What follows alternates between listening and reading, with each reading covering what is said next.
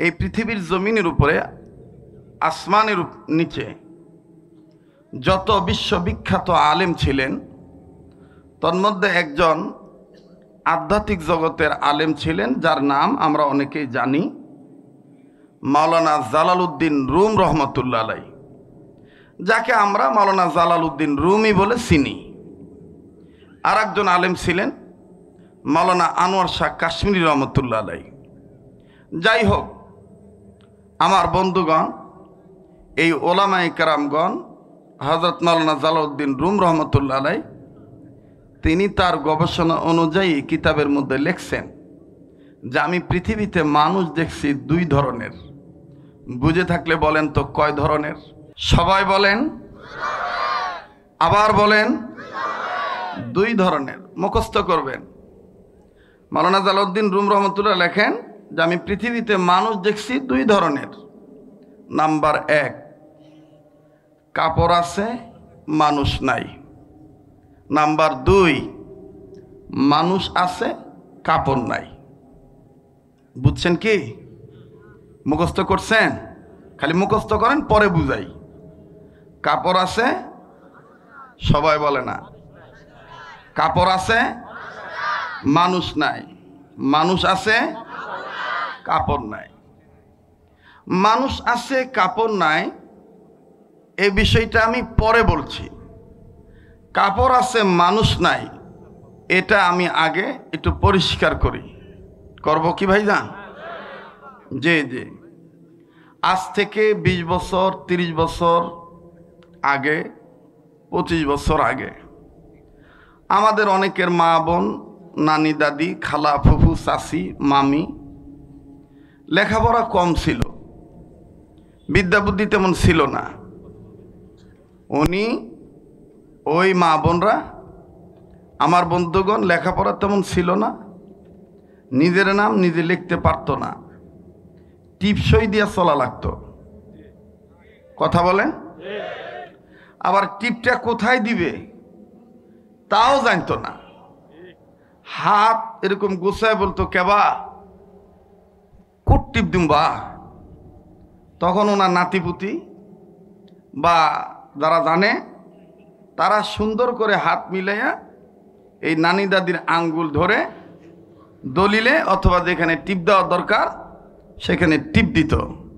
আমি কি কথা বানায় বলতেছি? হ্যাঁ, তো কথা বলতেছেন না কেন? আও করেন, জবান খোলেন। এটা কি সত্য না অসত্য?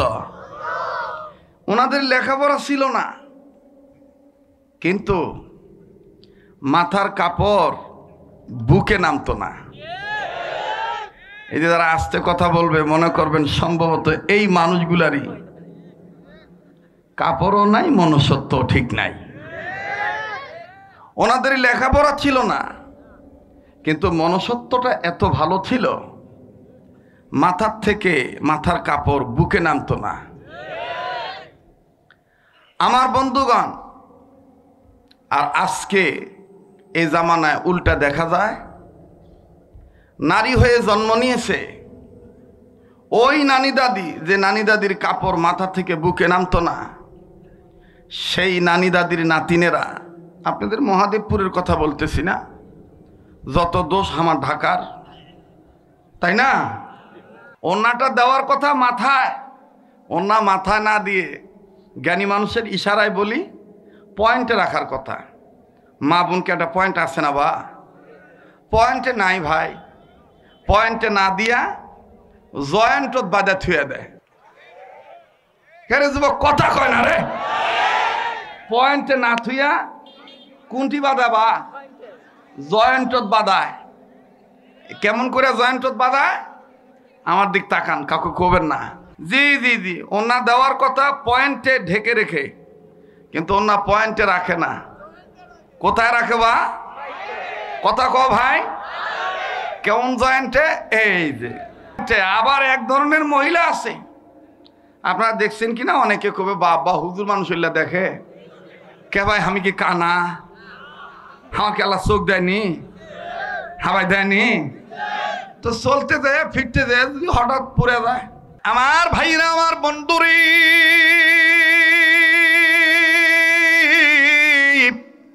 লম্বা করার কোনো সুযোগ নাই। খেয়াল করে কথাগুলি শোনা চাই বাবা। আল্লাহ রব্বুল আমিন ডাক দিয়ে বললেন, নবীজি, পৃথিবীর জমিনে যারা মানুষ রূপে জন্ম নিল, এই মানুষদেরকে আমি আল্লাহ রব্বুল আমিন ভালো বানাবার জন্য, অসভ্য মানুষগুলোকে সভ্য বানাবার জন্য, অভদ্র মানুষগুলোকে ভদ্র বানাবার জন্যে, বেঈমান মানুষগুলোকে ইমানদার বানাবার জন্যে, অস্থির সমাজে বসবাস করা মানুষদেরকে স্থির সমাজে আনার জন্য, বিশৃঙ্খলাযুক্ত মানুষদেরকে শৃঙ্খলাযুক্ত করানোর জন্য নবীজি আমি রব্বুল আমিন দুইটা নিয়ামত দুনিয়ার জমিনে পাঠাই দিলাম। বাবাজি, কেউ কারো দিকে তাকাইবেন না, কেউ চলে গেলে চলে যেতে দিবেন বাবা। সময় যত যাবে ততই দেখবেন দিল ভালো হয়ে যাবে, আলোচনার পরিবেশ দেখবেন চমৎকার পরিবেশ হয়ে যাবে। আগেই বলেছি বাবা, দিল ভালো হইলে সব ভালো হয়ে যায় বাবা। আব্দুল খালেক শরীয়তপুরী নতুন কোনো বক্তা নয়, দীর্ঘ 3 যুগের কাছাকাছি হইতেছি মাইকের সামনে কথা বলা। আল্লাহ আজও কণ্ঠ ঠিক রাখছে, শরীরও ঠিক রাখছে, ব্রেনও ঠিক রাখছে, মহান আল্লাহর দান। অথচ আমার পরে বহুত বক্তা বাংলাদেশে বক্তৃতা শুরু করেছে, 4 বছর 5 বছর পর আর খুঁজে পাওয়া যায় না। গলা নাই, তলাও নাই, চেহারা নাই, শরীরের শক্তিও নাই। কারণ হলো বাঁচা খায় না, যা পায় তাই খায়। আমার বন্ধুগণ, আমার ভাইরা, রিজিকে থাকলে খাবো, রিজিক যদি না থাকে বাজান খাবো না। তবে একটু বাজার মেপে খাওয়া লাগবে বাবাজি। কেউ চলে গেলে চলে যেতে দিবেন বন্ধু, কারো যাওয়া দেখে কেউ যাবেন না, নিজের চিন্তা করবেন বাবা। আল্লাহ রব্বুল আমিন ডাক দিয়ে বললেন, নবীজি, তামাম পৃথিবীর মানুষদেরকে আমি আল্লাহ রব্বুল আমিন ভালো বানাবার জন্য যে 2টা নিয়ামত দুনিয়ার জমিনে পাঠাই দিলাম, আমি আল্লাহ জানাই দিলাম। আমার আল্লাহ ডাক দিয়ে বললেন, নবীজি, 2টা নিয়ামত আমি দুনিয়ার জমিনে পাঠাই দিলাম। আলেম ওলামা বসে আছেন, জ্ঞানী মানুষ নিচে উপরে আছেন, আন্দাজে বক্তব্য দিচ্ছি না বাবা, গবেষণা করে কথা বলছি। আল্লাহ বললেন 2টা নিয়ামত, নাম্বার 1 নবী মোহাম্মদ, নাম্বার 2 আমি আল্লাহ মানবতার জন্য কমপ্লিট কোড অফ লাইফ কোরআন নামক নিয়ামত দুনিয়ার জমিনে পাঠাইলাম। কিন্তু বাবাজি,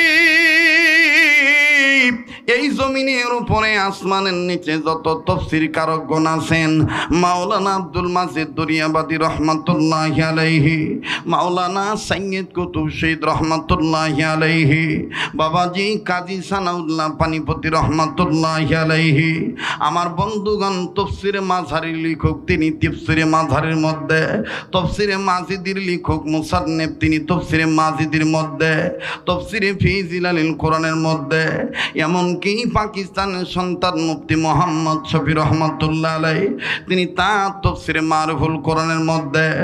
ও বাবাজি, যতগুলি তাফসীর আছে আপনি তাফসীরগুলো স্টাডি করে দেখবেন, সকল মুফাসসিরিন কিরামগণ একমত হয়ে লিখেছেন, আল্লাহ বললেন নিয়ামত 2টা, আর আমরা মুফাসসিররা তদন্ত করে গবেষণা করে পাইলাম এই 2টা শুধু নিয়ামত নয়, নবী মুহাম্মদ আর কোরআনুল কারীম, এটা হলো মুসলিম উম্মার জন্য, বিশ্ব মানবতার জন্য মহান নিয়ামত।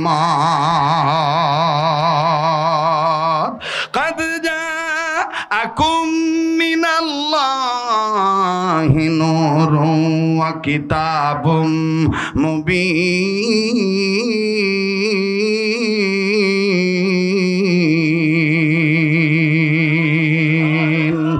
বাজান রে, কষ্ট হচ্ছে নাকি আপনাদের?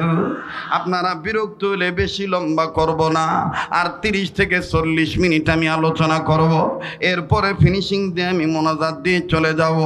অনুরোধ করব আমার দিক তাকায় থাকেন, এই পাগলের দিকে তাকাইলে ঠকবেন না। আল্লাহ রব্বুল আমিন প্রত্যেকটা বছর মদিনায় রেখে দেন রমজান মাসে, গোটা রমজান মাস আল্লাহ আমারে সোনার মদিনায় রাখেন। রমজান মাস মদিনায় কাটাবার পরে বাজান ঈদ ওখানে মেহরবানি করে দেশে আসি, যেই হাতটা দিয়া বারবার কাবা ধরি, আল্লাহ বলতে আল্লাহ রাব্বুল আলামিনের দয়া আমার দিল সাক্ষী দেয় বাবা, আজকের মাহফিলের দোয়া আল্লাহ কবুল করবে। আল্লাহ পাক আজকের মজলিসে দোয়া আল্লাহ ফিরে দিবে না। একটু মনোযোগী হয়ে যান বাবা। এখান থেকে যে আর কি করবেন, এখান থেকে যে হয়তো বা ঘুমাবেন, আগামীকালকের কর্মের রুটিন সাজাবেন, এমন তো হতে পারে রে বন্ধু, আজকের রাত তোমার আমার জন্য শেষ রাত্র হতে পারে। কথা বলেন ঠিক কিনা? এই দুনিয়া থাকার জায়গা না, এই দুনিয়ায় কেউ চিরদিন থাকবো না বাবা। একটু মনোযোগী হয়ে যান বন্ধু। মনোযোগ সহকারে যদি আল্লাহর কোরআন শোনেন, লাভ কি, ফায়দা কি? আল্লাহ বলেন, আল্লাযীনা ইয়াসতামিউনাল কওলা ফায়াত্তাবিউনা আহসানাহু উলাইকাল্লাযীনা হাদাহুমুল্লাহ।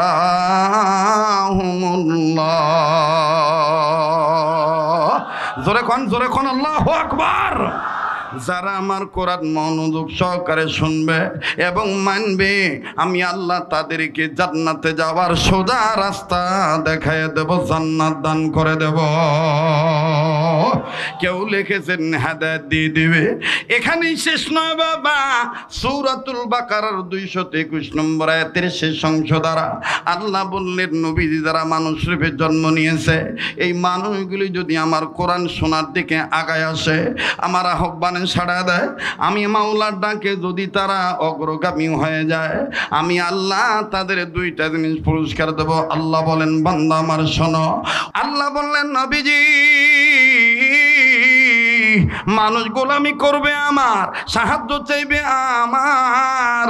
বাবাজি বন্ধুরে, আল্লাহ পাক জানিয়ে দিলেন, নবীজি মানুষ রূপে যারা জন্ম নিয়েছে, এই মানুষদেরকে আমি আল্লাহ ডাক দিয়ে বললাম, মানুষ রে, আমি তোমাদেরকে সৃষ্টি করেছি ইবাদত করার জন্য। আল্লাহ বলেন, ইয়া আইয়ুহান নাস উবুদু রাব্বাকুমুল্লাযী খালাকাকুম ওয়াল্লাযীনা মিন ক্বাবলিকুম লাআল্লাকুম তাত্তাকুন। আরে বন্ধু,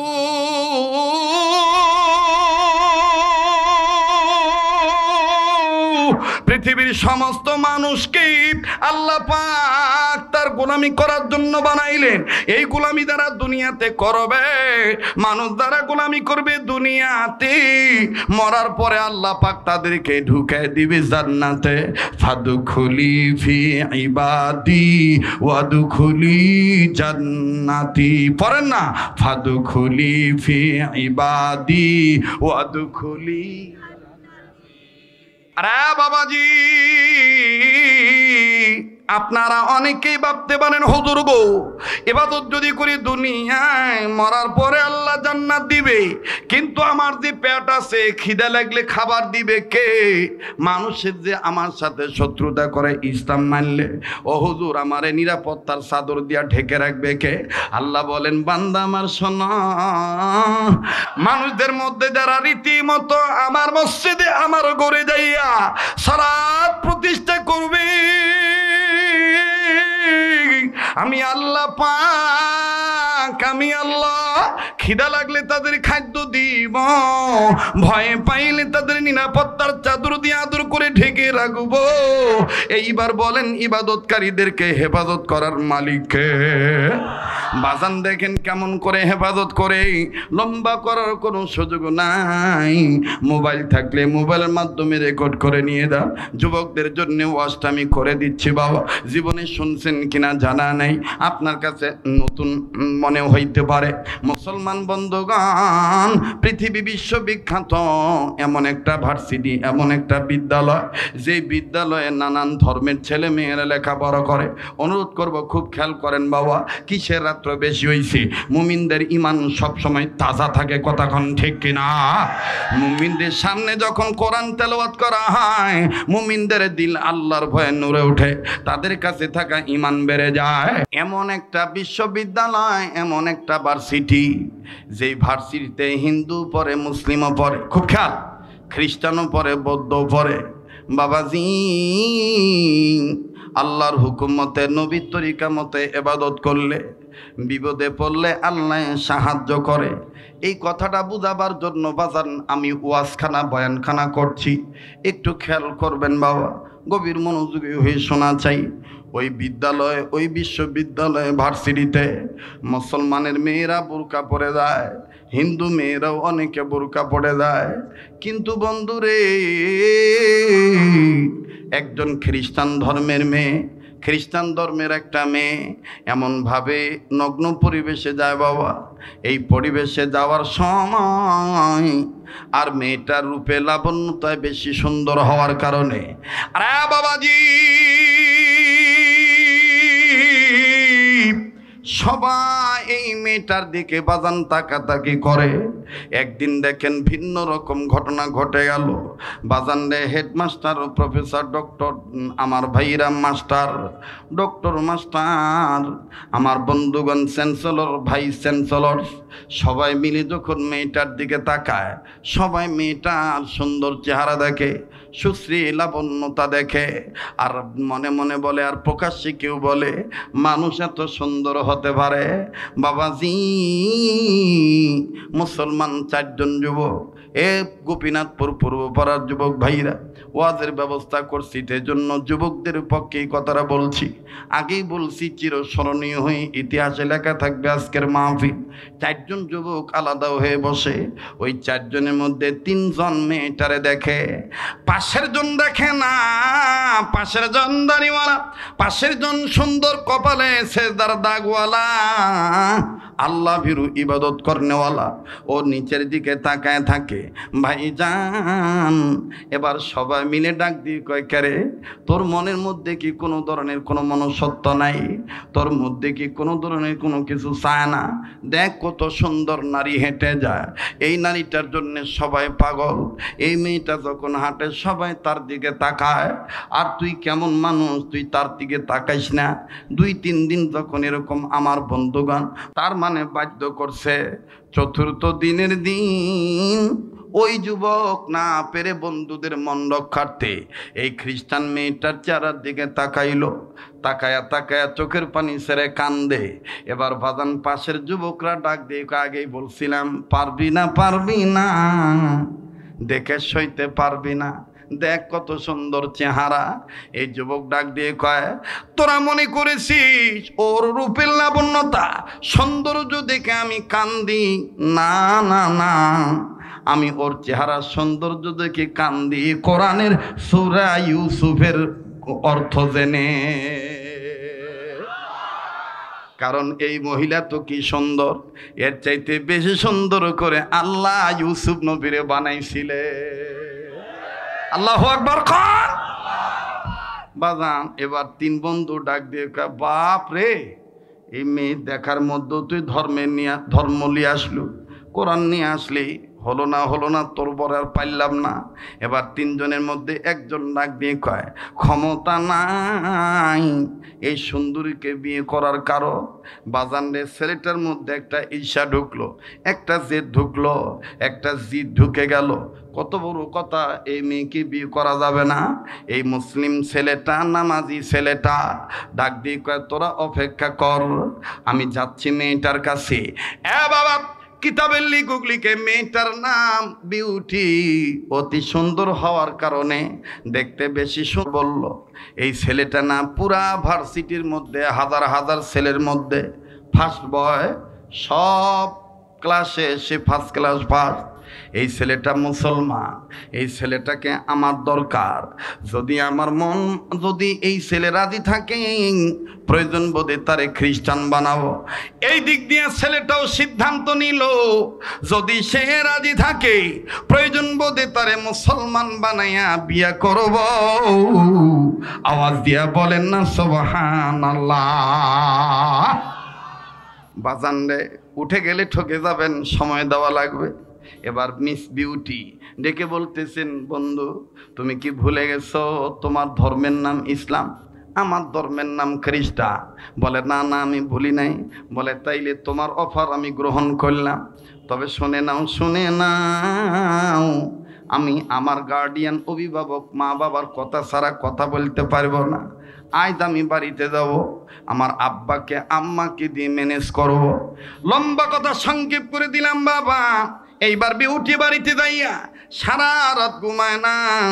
যেই মেয়েটা 10টার পরে বাতি বন্ধ করে দিয়ে ঘুমায়, মা নজর করে দেখে রাত্রি 1টা বেজে গেছে, দরজা বন্ধ কিন্তু বাতি জ্বলতেছে, ইলেকট্রিসিটি বিদ্যুতের লাইন এখনো চালু আছে, তার ঘরের বাতি জ্বলে। মেয়েটার মা বলতেছে না জানি কি হলো। আস্তে করে বড় লোকের মেয়ে, জমিদার মেয়ে, কোটিপতির মেয়ে। মা যায় ডাক দিয়ে কয় কি গো মা বিউটি, ঘুমাও না কেন, কি হয়েছে? মেয়েটা ডাক দিয়ে কয় মা আব্বা কি ঘুমাইছে? বলে হ্যাঁ তোমার বাবা ঘুমাইছে। কয় মা তাইলে তুমি এদিক আসো, আমাদের কলেজে যেই ছেলেটা ফার্স্ট বয়, এই ছেলেটা আমার জন্য পাগল হয়ে গেছে, আমার বিবাহের প্রস্তাব দিয়েছে। এবার মা ডাক দিয়ে কয় তুই কি বলিস? বিউটি বলে মা আমিও আগে থেকে সামথিং উইক বুঝেন তো, সামান্য দুর্বল। মা ডাক দিয়ে কয় এই মেয়েদের সামান্য দুর্বল ওই অসামান্য। দেখবেন মেয়েরা কবুল কম কয়, কবুল কা, নানি শিখা দেয়, দাদি শিখা দেয়, কবুল কা, কবুল কথা কয় না। আর মরদ যে হয় ওই দেখবেন খালি যখন কাজী সাহেব কয় এত টাকা মহারানা বাবা তমুকের মেয়ে তোমার হাতে তুলে দেওয়া হলো, তুমি গ্রহণ করিয়া থাকলে বলো কবুল। দেখবেন মর্দাগুলা কবুল। আর দেখলাম মহিলা হয় দেখবেন কবুল ক। কিছু কিছু মেয়ে আছে আবার অতি একেবারে আল্লাহতে কত কত কবুল কবার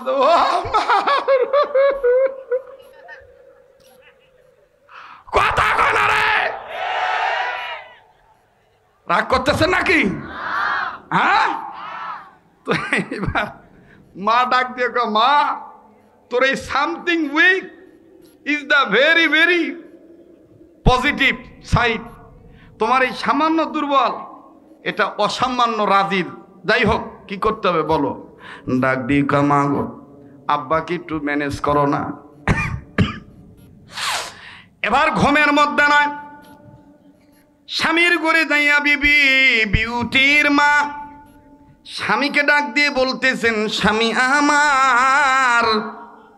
আমার মেয়েকে অমুক ছেলে অফার দিয়েছে বিয়ে করবে, তবে সমস্যা হলো ছেলে মুসলমান আর আমাদের বিউটি হলো খ্রিস্টান। লোকটা লাভ দিয়ে দাঁড়ায় গেছে, বাজানরে শোয়া ছিল, লাভ দিয়ে বসে পড়ছে, বসে সুন্দর করে তার বস্ত্র দাদি ঠিক করে ডাক দিয়ে কয় সুযোগ পাইছি, সুযোগ হাতছাড়া করা যাবে না। বিউটিকে বলে দাও টেনশন যেন না করে, আগামীকালকে তাকে আমার বাড়িতে আসতে বলবা, আমি আর তুমি তার সাথে পার্সোনাল আলাপ করব। যদি শর্ত মেনে নেয় তাইলে বিউটিকে তার হাতে তুলে দিব। লম্বা কথা সংক্ষেপ করে দিলাম। এবার মেয়েটা পরের দিন কলেজে গেল। বিউটিকে আমার ভাইরা ছেলেটা ডাক দিয়ে বললো কি খবর? বলে ম্যানেজ করছি, আব্বা মোটামুটি রাজি, তবে শর্ত দিয়েছে তোমাকে আমাদের বাড়িতে যেতে হবে, আব্বা আর মা তোমার সাথে কথা বলবে। ছেলে বলে কলেজ বন্ধ হতে দেরি হবে, আমি যাইতে দেরি করব না। চলে গেছে বাবা বন্ধুদের মন রক্ষা করার জন্য, কিন্তু যাইয়া দেখেন কি পেঁচে পড়ে বাবা। এই যুবক মানুষ সরল মন নিয়ে খ্রিস্টানের বাড়িতে গেছে। বলেন যুবক ইবাদত করে কার? হে জোরে করেন ইবাদত করে কার?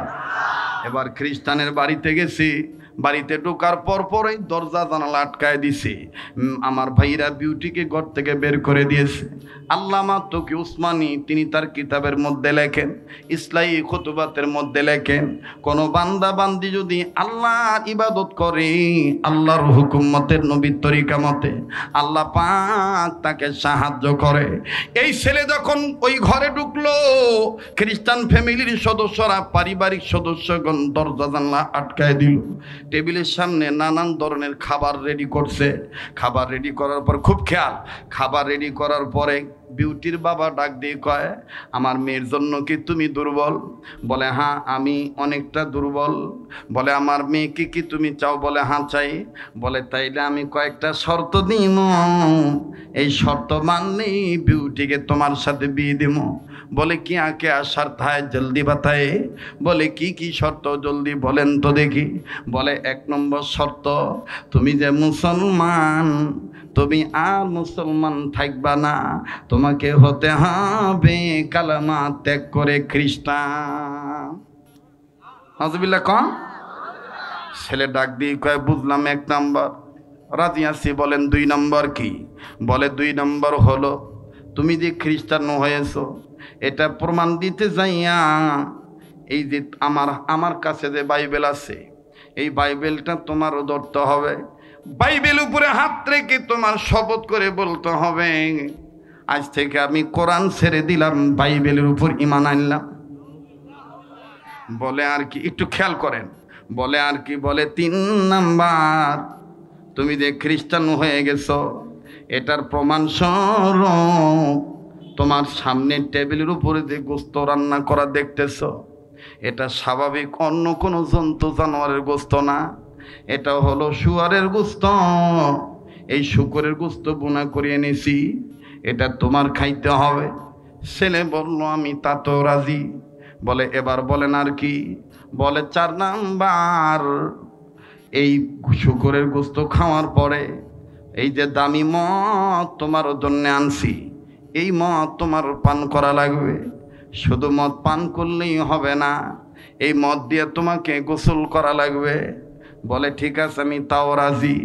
বাজান দেখেন ছেলেটাকে আল্লাহ কেমন করে উদ্ধার করেন।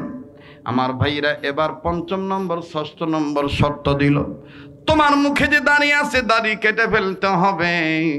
বলে তাও রাজি। বলে আর কি? বলে আর একটা হইল, তুমি যে সিম ব্যবহার করো, মোবাইল চালাও, এই মোবাইলটা আমাকে দিবা, আমি ভেঙে ফেলবো, সিম কার্ডটা আমি পুড়িয়ে ফেলবো, নতুন করে তোমাকে আমি মোবাইল কিনে দেবো, যাতে তোমার ফ্যামিলির কোনো লোক তোমার সাথে যোগাযোগ না করতে পারে। বলে আর কি? বলে আর একটা হইল, বিবাহের 17 দিনের মাথায় আমার বিউটিকে নিয়ে তুমি অরিজিনাল খ্রিস্টান দেশে চলে যাইবা। ওই খ্রিস্টান মিশনারিতে আমি তোমার চাকরি ব্যবস্থা করে দিব, আমি নিজেই মেয়ের বাবা হইয়া তোমার পাসপোর্ট করে দেব, তুমি ওই দেশে যাইবা মেয়েকে নিয়ে, আর তাইলে কোনোদিন তোমাকে মুসলমানরা ধোকা দিতে পারবে না। ছেলে বললেন ইহার বিনিময়ে যদি বিউটিকে পাই তাইলে আর কোনো কথা নাই। বাজান দেখলো ছেলেটাকে বাধ্য করা হলো, আস্তে করে এই ছেলে সব মেনে নিল। মেনে নেওয়ার পর বিবাহ হয়ে গেল। 17 দিন পর পাসপোর্টের মাধ্যমে, ভিসা টিকিট মাধ্যমে আমার বন্ধুগণ দেশের বাইরে চলে যাবে, নিজ এলাকা ছেড়ে অরিজিনাল খ্রিস্টান রাজ্যে যাবে। বাবাজি যাওয়ার 1 দিন আগে বিউটির বাবা ডাক দিয়ে কয়, জামাই বাবাকে বলো না সে যে ব্যাচেলার মেসে থাকতো তার নিত্য প্রয়োজনীয় কোনো কাগজপত্র বা কোনো কাপড় চোপড় আছে কিনা, শেষবারের মতন একটু মেসেজে ঘুরে আসতে বলো, তার সরঞ্জামাদি সামগ্রী বস্তু যা আছে নিতে বলো, প্রয়োজনীয় কাপড় চোপড়। আমার ভাইরা সুযোগ যখন ছেলেকে দিল, এই মুসলিম ছেলে নব্য খ্রিস্টান হওয়া ছেলে মাত করে হন হন করে নিজের বাড়িতে নয় নিজের মেচে চলে গেল। দীর্ঘদিন যেই ঘরটা তালা দেওয়া ছিল ওই তালা খুলল। তালা খোলার পরে নিজের কাপড় চোপড় গুছাইলেন।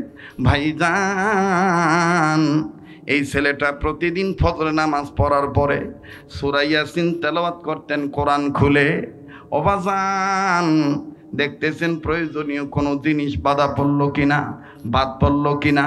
হঠাৎ করে ডান সাইডে কাপড় সরাইয়া দেখে আল্লাহর কোরআন তার দিকে তাকায় আছে। এবার এই নব্য খ্রিস্টান হওয়া ছেলেটা ডাক দিয়ে বলল, ওগো মুসলমানদের কোরআন,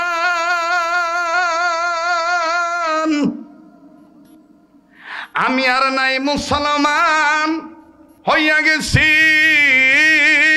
খ্রিস্টান, আমার দিকে তাকায় থেকে লাভ নাই।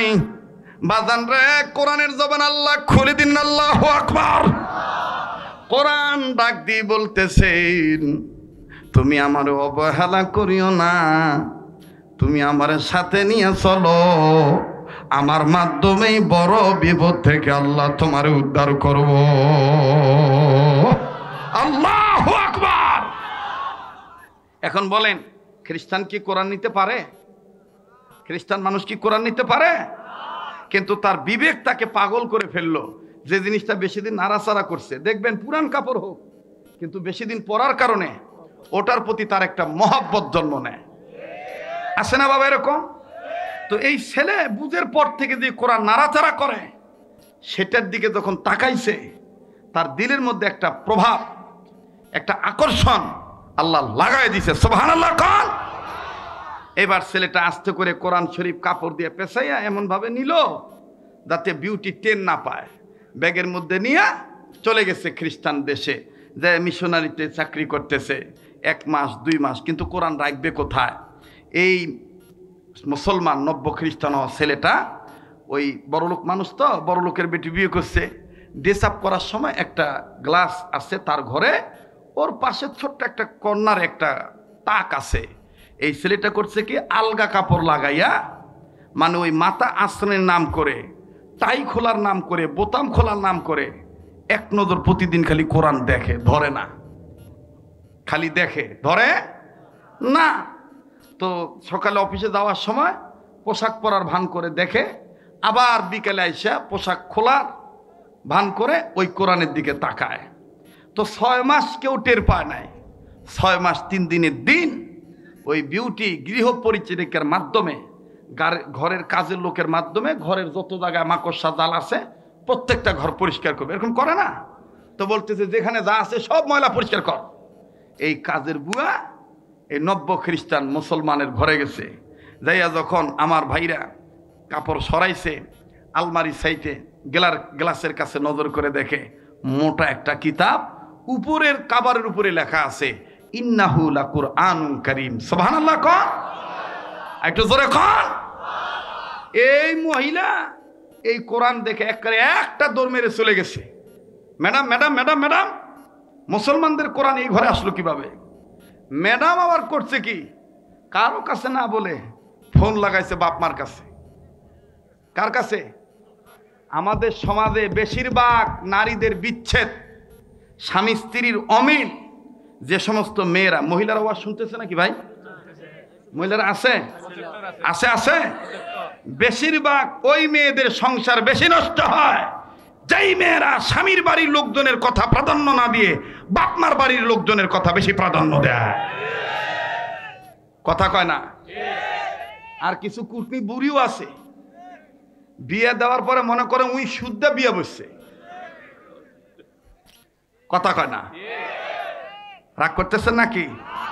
না, দোয়া করে দেই, না দোয়া করে দেই।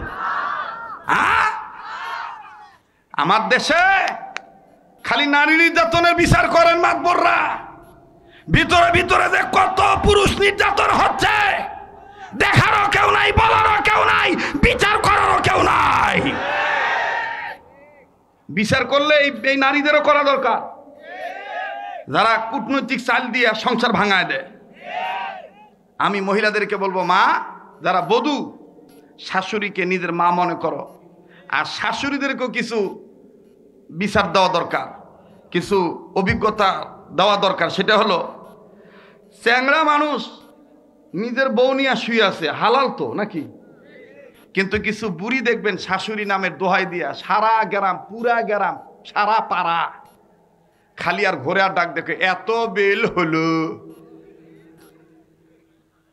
তাও স্বামীর কোল ছাড়ে না। সি সি সি, আমরাও বউ আসনু, ইনকা বেহুদ্দা আসনু না। কথা কয় না?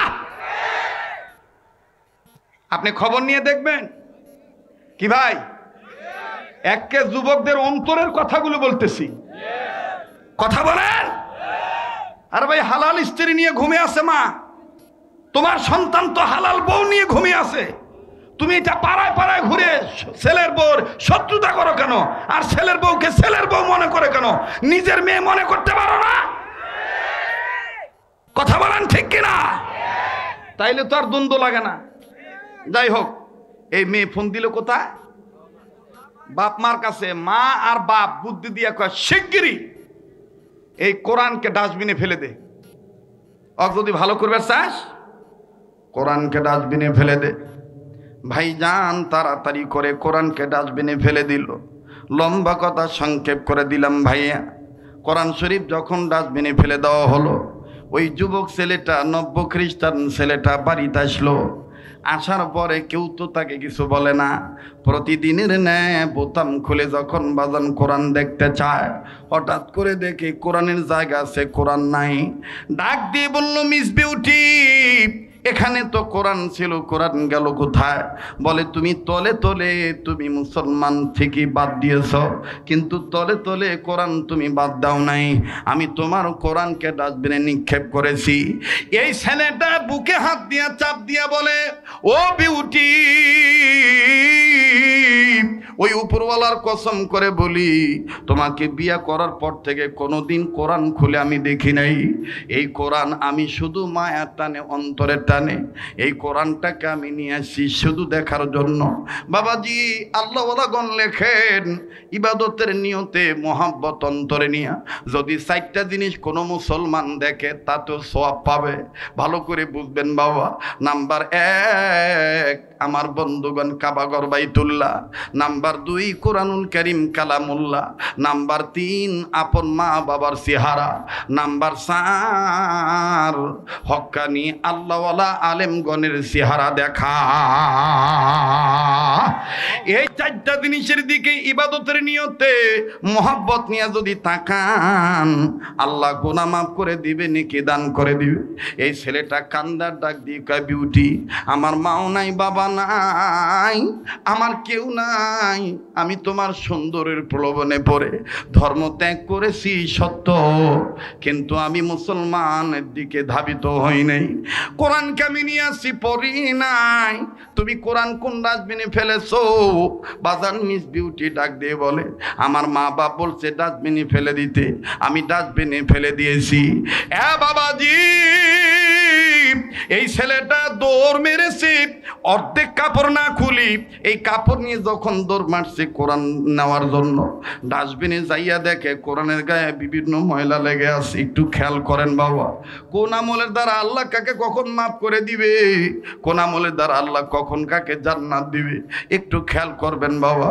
এবার এই যুবক ডাস্টবিনে যাইয়া দেখে কোরআনের চতুর্দিকে ময়লা লেগে গেছে। এই খ্রিস্টান হওয়া সন্তান নিজের গায়ের জামার কাপড়টা খুলিয়া ওই জামার কাপড় দিয়া কোরআনের গায়ের ময়লা মোছে, আর ডাক দিয়ে কয়, কোরআন, তোমার দোষে তুমি আজকে ময়লা পাইছো, কি দরকার ছিল আমার সাথে আসা? তোমার আল্লাহকে বলো আমার যেন মাফ করিয়া দেয়। নিজের গায়ের কাপড় দিয়া কোরআনের গায়ের ময়লা মোছে, কোরআনকে পরিষ্কার করে দেয়।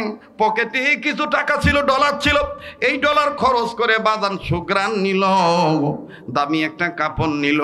আর যখন কোরআন ময়লা সাফ করে দেয় ছেলেটা, কোরআন তখন আল্লাহকে ডাক দিয়ে কয়, আল্লাহ, তুমি না আমার বুকের মধ্যে আয়াতখানা দিয়ে দিয়েছ, ফাফিরু ইলাল্লাহ। ইবাদতের নিয়তে কেউ যদি তোমার দিকে ফিরে আসে, আল্লাহ তুমি তাকে খালি হাতে ফিরে দাও না। আমি কোরআন তোমাকে বলতেছি, আমার গায়ে ময়লা লাগার কারণে যুবক সহ্য করতে পারে নাই। যুবক নিজের গায়ের কাপড় দিয়া আমার গায়ের ময়লা পরিষ্কার করে দিতেছে। আল্লাহ, আমি কোরআন তোমার দরবারে বলতেছি, এই যুবক নফসের ধোঁকায় পড়ে আল্লাহ গুনাহ করছে, ঈমান ত্যাগ করছে, খ্রিস্টান হইছে।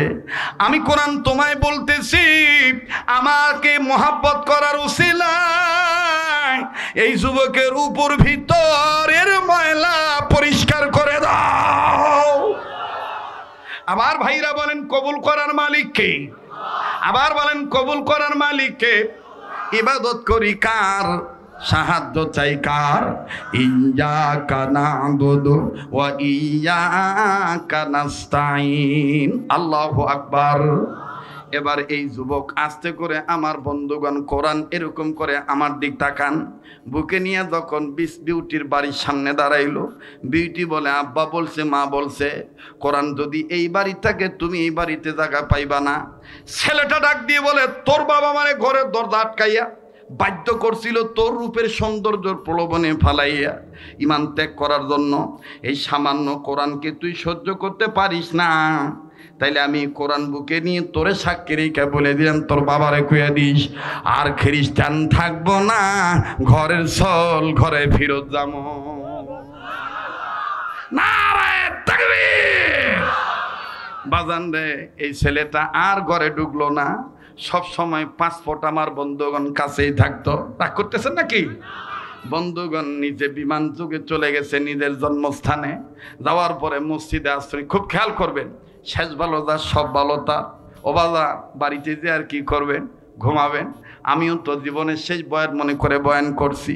গোটা বাংলাদেশে বক্তারা এখন এত লম্বা ওয়াজ করে না, কিন্তু বাদান আমি মানুষের মহব্বত অর্জন করার চেষ্টা করি। মানুষের দোয়া থাকলে আল্লাহর দয়া অবশ্যই থাকবে। এবার এই ছেলে বাজান চলে গেছে নিজ এলাকার মসজিদে মাগরিবের নামাজের আগে ইমামগণের মুসল্লিদের উদ্দেশ্যে মাসলা মাসাইল বলা সুন্নত। সুবহানাল্লাহ। ইমাম সাহেব মাসলা মাসালা বলে নামাজ তৈয়ার করার আগে, জামাত আরম্ভ হওয়ার আগে, একামতের আগে ইমাম সাহেব নিজে কান্দে আর ডাক দিয়ে কয়, আপনারা দোয়া করবেন। আমার মসজিদের একটা পার্মানেন্ট মুসল্লি ছিল। এই ছেলেটা আজকে বিগত 7 মাস যাবৎ নিজের বাড়ি থেকে চলে গেছে। খ্রিস্টান মেয়ের প্রেমে পড়ে ধর্ম ত্যাগ করে গেছে। তার মা বাপ কাঁদতে কাঁদতে মা অন্ধ হয়ে গেছে, বাবা পাগল হয়ে গেছে। এই ছেলেটারে যেন আল্লাহ হেদায়েত দান করে। ওই ছেলে মসজিদের ভিতর দাঁড়ায় কয়, হুজুর আমি আপনার সেই ছেলে। ইমাম সাহেব ডাক দিয়ে কয়, তুমি আমার সেই ছেলে, তুমি তো আমার সেই মুসল্লি। তোমার মুখে না দাড়ি ছিল, দাড়ি গেল কই? বলে জানি তো খ্রিস্টান ধর্মের নিয়ম, আমার দাড়িটা কেটে ফেলাল লাগছে। বলে আবার তুমি কেমনে মুসলমান হয়ে আসলা? কয় হুজুর নামাজ পড়েন না আমাদের পর, আমি বৃত্তান্ত বলবো। এবার নামাজ শেষ, ছেলেটা সব খুলে খুলে বলল। বাজান রে, 1 মাস 2 দিন 3 দিন 4 দিন 2 মাস 3 মাস 4 মাস কিতাবে লিখে 100 দিন পর 120 দিন পর এই ছেলেটা মারা গেল। কবর দিবে। ও বাবা, কি আশ্চর্য ঘটনা! কবর যখন দিতে যাবে বাজান রে, এলাকার মুসল্লিয়ানে কেরামগণ সবাই নজর করে দেখতেছে। কবরে এমন একটা নিয়ামত দেখা যায়, ইমাম সাহেব লাশ রাইখা বাবাজি মাটি দেওয়া বাদ দিয়া কবরের পাশে দাঁড়াইয়া নামাজ শুরু করে দিয়েছে। আল্লাহর কুদরতি কদমে সেজদা দেওয়া শুরু করছে। মনে মনে বলতে পারেন, হুজুর ওই কবরে ইমাম সাহেব কি এমন নিয়ামত দেখলো? বলবো বাবা, আমাকে এডা মাইক্রোফোন দে, বুঝলু না? তোরা মনে করি যে হুজুর ওয়াজ করে, হুজুর কার মাইকের ভেদ জানে? 35 বছর ধরে সঙ্গায় ফুকাই বা। কয় বছর? 35 35 চলতেছে। হ্যাঁ বাপরে, এদিক তাকান। এখানে এমনও বুড়ো আছে, এইগুলা ইন্টারনেট আসার আগে ওই যে বাটন সেট, ও মানে ওই যে ছোট মোবাইল লিয়ে সাইকেল চালাইতো, ধানের বিয়ে কাম করতো আর ওয়াজ শুনতো। কথা কন ঠিক কিনা? তো সেটা যদি 25 বছর আগের হয়, তাহলে ওই যে আইসক্রিম বিক্রি করতো, বরফ বেচা ভ্যানের মধ্যে ওয়াজ বাজতো, তাহলে তো আমি কত আগের থেকে ওয়াজ শুরু করছি। ভাইরাল তো মার্কেট তো এগুলা ইন্টারনেট আসার আগে থেকে আমার মার্কেট। কথা কয় না? তো এই জন্য আমি হিসাব করে দেখছি প্রায় 3 যুগের কাছাকাছি হইল। গত পরশু দিনও আমার উস্তাদ আমাকে দেখে বলতেছে, আচ্ছা গলা ভালো রাখার পদ্ধতি কি, আর চেহারা এত নুরানি হওয়ার কাম কি, আমার একটু শিখাও তো। উস্তাদ আপনি আমার উস্তাদ, আমার কাছ থেকে আপনি শিখবেন? কয় না, অনেক সময় ঠেকায় বলে বাপ ও বেটার কাছ থেকে টেকা হলাতলে। তাই শোনেন, আমি শিখাই দেই, আজকে থেকে এই নিয়ত করবেন। বলবো? বলেন আল্লাহ। সবাই বলেন আল্লাহ আমার দ্বারা সকল সৃষ্টির পারলে উপকার করব, না পারলে আমার দ্বারা কোনো ক্ষতি যেন না হয়। জোরে কোন আমিন। এই একটা কথা মেনে চলবেন। আপনি পারলে কারো উপকার করবেন, না পারলে কারো ক্ষতি করবেন না, দেখবেন আপনার কোনো ক্ষতি হবে না। কি বলেন? ওয়াজ মাহফিলে আসছেন এইগুলো শিখার জন্য আসে, কথা বলেন। এইটাই হলো সার নির্যাস বক্তব্য এইটাই, যে আমরা রাজনৈতিক ক্ষেত্রে হোক, পারিবারিক ক্ষেত্রে হোক, সামাজিক ক্ষেত্রে হোক, সাংসারিক ক্ষেত্রে হোক, অর্থনৈতিক ক্ষেত্রে হোক, শিক্ষানৈতিক ক্ষেত্রে হোক, মানবিক সম্প্রীতি অর্জনের ক্ষেত্রে হোক, পারলে উপকার করব, না পারলে আমার দ্বারা যেন কারো কোনো ক্ষতি না হয়। আল্লাহ আমাদের কবুল করে। সোনার ভাইয়েরা যারা দাঁড়ায় আছো, বসো না ভাই। আমি এখন শেষ করে এই যে আবদার করছে আজান শুনাইতে, আজান আজকে না দেই তা বসা লাগবে ভাই, পরিবেশটা আবার দাও। মানে এমন পরিবেশ হবে যে কালেকশন হয় নাই, ওয়াজই চলতেছিল, কথা কোন ঠিক কিনা? কিসের রাত্রে 12টা, মনে হবে রাত্রে 9টা, ঠিক কিনা? লিল্লাহি তাকবীর। কেবা পোলাও টোলাও আছে নাকি? কোনো বিরিয়ানিও নাই? কে? হ্যাঁ, কি সমাধান? না না, ওয়াজ আমি শেষ করি নাই তো। বাপ রে, 100 টাকা দিয়ে আইয়া তো জোরে কিচ্ছু দেওয়া লাগবে না। কম বসেন ভাইয়া, বসেন ভাইয়া। একটা পরিবেশ আছে, কলিজার টুকরা যুবক ভাইরা আমার, এ বেহেশতি বাগানের নিচে বসলে, এই জান্নাতি সামিয়ানের নিচে যারা বসবেন, হাসরের ময়দানে আল্লাহর আরশের ছায়ার নিচে ওই যুবকরা জায়গা পাবেন। সুবহানাল্লাহ। শেষ ভালো যার, শেষ ভালো যার। আবার ফিরত আসেন জাগনা হইয়া, ঘুম ভাঙা, নিম ভাঙা, আবার বলেন ওই যে যুবক যে 3 জন দাঁড়া আছে, না বসলে চলে যা ভাই, ওই যে চাদর গাঁও দেউই আবার ধরে আছে। জি, আল্লাহ কবুল করুক। আবার পিছনে ফিরে যাই সেই কথায়, ভালো কাজে জান্নাত মিলবে, মন্দ কাজে কয় না রে, ভালো কাজে জান্নাত মিলবে, মন্দ কাজে। এটা দিয়ে তো শুরু করছিলাম নাকি বলেন? ইয়্যাকা না'বুদু ওয়া ইয়্যাকা নাস্তাঈন ফাদখুলি ফি ইবাদি ওয়াদখুলি জান্নাতি। ভালো কাজে জান্নাত মিলবে, মন্দ কাজে, সবাই কেউ ঘুমার ভাব করবে না, জোরে। ভালো কাজে জান্নাত মিলবে, মন্দ কাজে। এক শ্রেণীর মানুষ আছে গুনার কাজে সময় পায়, করে না গো নেকির কাম। ভালো কাজে জান্নাত মিলবে, মন্দ কাজে। মানুষ রূপে জন্ম নিয়া জানোয়ারের ভাব দেখান, কোরআন হাদিস সাইরা দিয়া মাইনা নিছেন, আইন হলো শয়তান, ঠিক কিনা বলেন? ওরে নিজের ত্রুটি ঢেকে রেখে, নিজের আইব ঢেকে রেখে আলেম উলামার গায়ে বদনাম। ভালো কাজে জান্নাত মিলবে, মন্দ কাজে। ভালো কাজে জান্নাত মিলবে, মন্দ কাজে।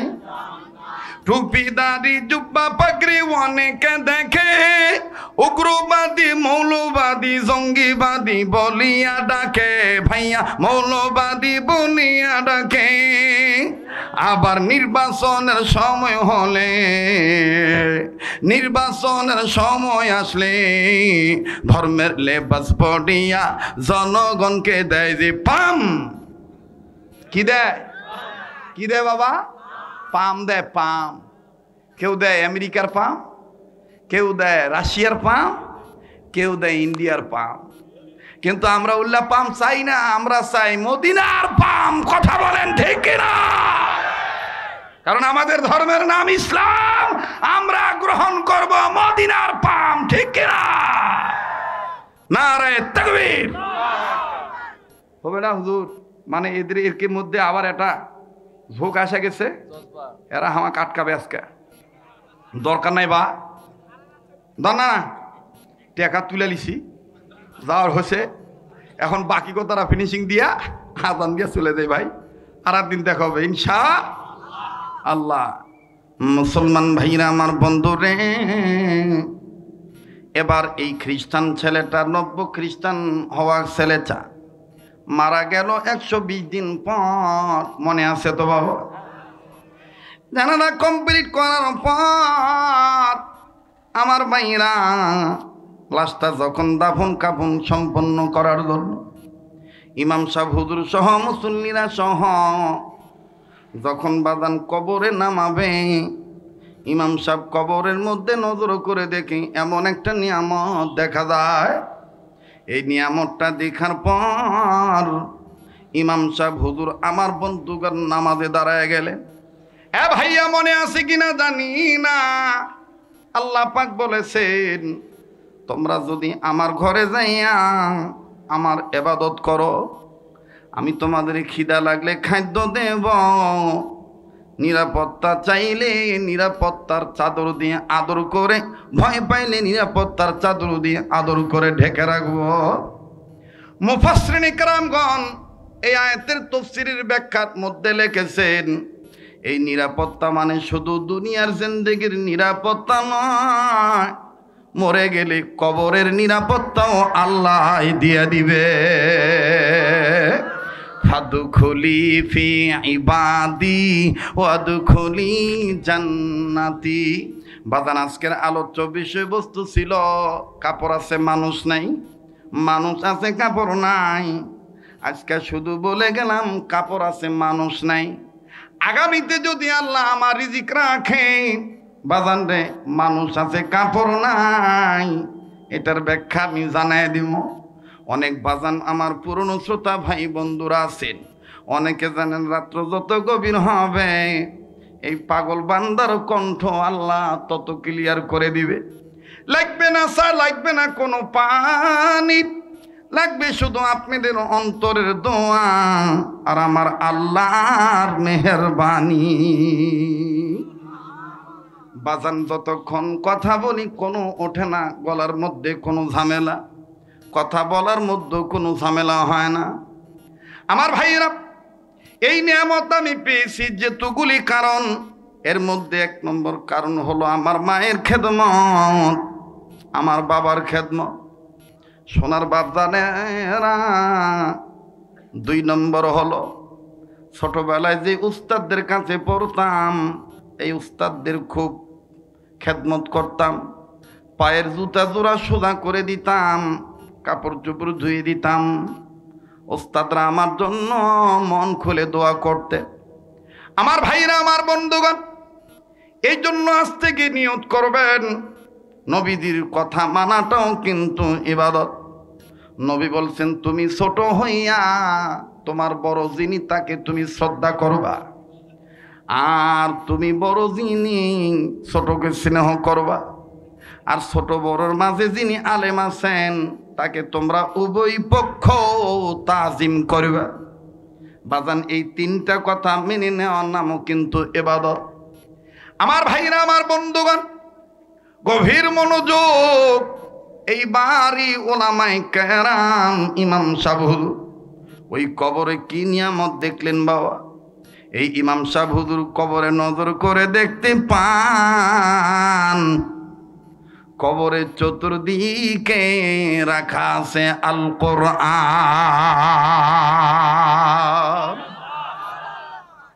আলমারউ মা মান আহাব্বা, যার সাথে তার মহাব্বত তার সাথে তার কিয়ামত। বাজান মনে রাখবেন, আপনি যদি কেরাসিন তেলওয়ালার সাথে ঘোরেন, আপনি কেরাসিন তেল কিনেন আর না কিনেন, আপনার গা থেকে কিন্তু অটোমেটিক কেরাসিন তেলের গন্ধ আসবে। আপনি যদি আতরওয়ালার সাথে সম্পর্ক রাখেন, আতর কিনেন আর না কিনেন, আপনার গায়ে কিন্তু অটোমেটিক বাজান আতরের গ্রান আসবে। জ্ঞানী মানুষ ইশারায় বুঝে নিবেন, জ্ঞানী মানুষ অল্প কথায় বোঝে, আর ভালো তরকারি অল্প পানিতেই সেজে। কথা কোন ঠিক কিনা? আরে বাবাজি, এই আলেম যখন নজর করে দেখলেন কবরে কোরআন, আলেম মানুষ বললেন সুবহানাল্লাহ, এই যুবকের কবরে কেন কোরআন দেখা যায়? বাজানে আলেম মানুষ নজর করে দেখতেছে কবরের চতুর্দিকে কোরআন রাখা, কিন্তু একটা আয়াত জলজল করে ভেসে উঠছে। ওই আয়াতটা হলো ইন্নাহু লাকুরআনুন কারীম। নিঃসন্দেহে এই কোরআন সম্মানের কোরআন, সুরক্ষিত জায়গা থেকে আসছে। ফি কিতাবিম মাকনুন। বাজান লম্বা করার আর কোনো সুযোগ নাই। ইমাম সাহেব হুজুর বলে কবরটা মাটি দেওয়ার আগে আমাদের এই যে প্রধান অতিথি মাওলানা মোহাম্মদ মাহফুজুর রহমান সাহেব এমপি পদপ্রার্থী, তিনি আপনাদের কাছে বয়ানে বলেছিলেন বিসমিল্লাহি আলা মিল্লাতি রাসূলিল্লাহ। বাজান আমি এমন একটা বক্তা জায়গায় বসে ওয়াজ রেডি করি, আমি ওনার বক্তব্য শুনেছিলাম এবং উনি এক পর্যায়ে বক্তব্য দিতে যাইয়া সূরাতুন নিসার 85 নম্বর আয়াত তিনি পাঠ করে বলেন মাইয়াশফা শাফাআতান হাসানা। বাজান রে, এই আয়াতের তরজমা তিনি বলেন আজ যারা বলে নামাজ পড়া, রোজা রাখা, টুপি মাথায় দেওয়া, যাকাত দেওয়া, হজ করা ইবাদত, ইসলামের পক্ষে ভোট দেওয়া লাগবে, কোরআনে এমন কোনো কথা নাই। বাজান ওই যে উনি যে আয়াত পড়েছে মাহফুজুর রহমান ভাই, আমার বন্ধুগণ, সূরাতুন নিসার 85 নম্বর আয়াত হলো মুসলমানদের জন্য ভোটের আয়াত। সুবহানাল্লাহ। কে বলেছে ইসলামের রাজনীতি নাই? কে বলেছে কোরআনে ভোটের কথা নাই? যারা এই কথা বলে আসলে তাদের কোরআনের ব্যাপারে জ্ঞান নাই। কথা বলেন ঠিক কিনা? আবার ভাইরা, তিনি কিন্তু বয়ান শেষ করার আগে আপনাদের কাছ থেকে প্রমিস নিয়েছিলেন, ওয়াদা নিয়েছিলেন যে আমরা আজকে থেকে ভালো কর্ম করার জন্য এবং ভালো লোককে ভোট দেওয়ার জন্য ওয়াদাবদ্ধ থাকব। ভোটটাও একটা আমানত, ইবাদত মনে করব। এটা কিন্তু আমরা সবাই বাজান ওয়াদা করেছিলাম। ঠিক তখনই আমি সূরাতুল ফাতিহার 4 নম্বর আয়াত মাথায় নিয়ে আল্লাহর সাহায্য চাইয়ে বয়ান রেডি করে ফেলেছি। ইয়্যাকা না'বুদু ওয়া ইয়্যাকা নাস্তাইন। ইমাম সাহেব হুজুর ডাক দিয়ে বলে, এই মুসলমানের বাচ্চাটা, এই যুবক তার জীবনে চলতে যায় শয়তানের প্রলোভনে পড়িয়া খ্রিস্টান মেয়েকে বিয়ে করছিল ধর্ম ত্যাগ করিয়া, কিন্তু তার মূল ঠিক থাকার কারণে, আতরওয়ালার সাথে সম্পর্ক থাকার কারণে, যদিও মাঝখানে কেরাসিন তেলওয়ালার সাথে চলছিল, কিন্তু আমার আল্লাহ ইমান আমল ঠিক থাকার কারণে কোরআনের বরকতে ঘরের সন্তান ঘরে ফেরত এনে দিয়েছে। সুবহানাল্লাহ বলেন। যার সাথে যার মহাব্বত, তার সাথে তার কিয়ামত। সৎসঙ্গে স্বর্গবাস, অসৎসঙ্গে সর্বনাশ। কথা কোন ঠিক কিনা? তাহলে আজকে থেকে মৃত্যু পর্যন্ত ভালো পথে চলবো, ভালো কাজে থাকবো। কারা কারা রাজি আছেন ইবাদত মনে করে হাত তোলেন। লিল্লাহে তাকবীর। হাত নামান, আর কষ্ট না দেই, বেঁচে থাকলে আবার